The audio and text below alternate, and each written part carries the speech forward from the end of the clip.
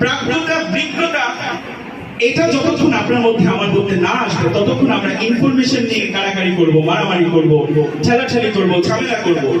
প্রকৃত বিষয়টা কোর ইসলাম, ইসলামের মূল বিষয়টা যদি আপনি ধরে নিতে পারেন, আপনার জীবন সহজ, আপনার জীবনে কোনো ধরনের সমস্যা নেই, কোনো সমস্যা নেই।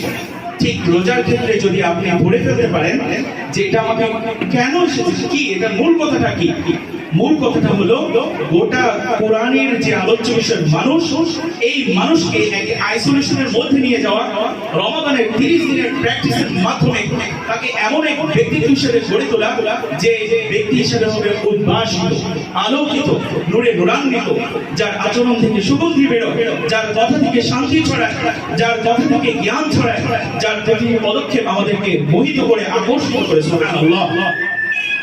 একই সাথে সেই ব্যক্তি সমাজের জন্য, রাষ্ট্রের জন্য, নেতৃত্ব দেওয়ার জন্য পারফেক্ট একটা মানুষে পরিণত হবে।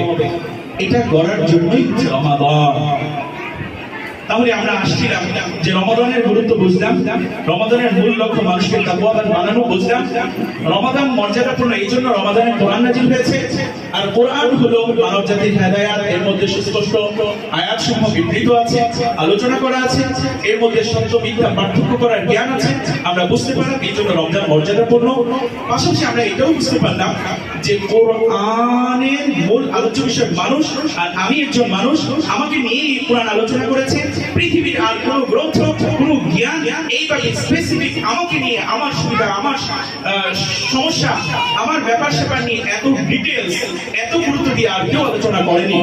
এটা আমরা বুঝতে পারলাম। আরেকটা পয়েন্ট থেকে আমরা বুঝি যে পৃথিবীতে ধরলাম আরো অনেক জ্ঞান লেখা হয়েছে, বলা হয়েছে, সেগুলো লিখছেন কে? মানুষ। মানুষের জ্ঞান সীমাবদ্ধ, মানুষের সক্ষমতা সীমাবদ্ধ।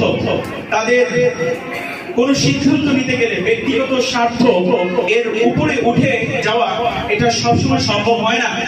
কিন্তু যিনি আমাদেরকে মেক করেছেন, যিনি আমাদেরকে তৈরি করেছেন, যিনি আমাদেরকে সৃষ্টি করেছেন, সেই আল্লাহ সুবহানাহু ওয়া তাআলা আমাদের সাথে কোনো স্বার্থ আছে? কোন স্বার্থের কানেকশন আছে? নেই। যে ব্যক্তি জাহাজ প্রথম বানিয়েছে, যে ব্যক্তি প্লেন প্রথম বানিয়েছে, যে ব্যক্তি মোবাইল ডিভাইস প্রথম আবিষ্কার করেছে, যে ব্যক্তি কম্পিউটার প্রথম আবিষ্কার করেছে, বা যে কম্পিউটার সায়েন্স নিয়ে পড়েছে, যে সিএসসি নিয়ে পড়েছে, তার যে পড়েনি, যেটা আবিষ্কার করেনি, সে কি বেশি জানবে? কখনো জানবে?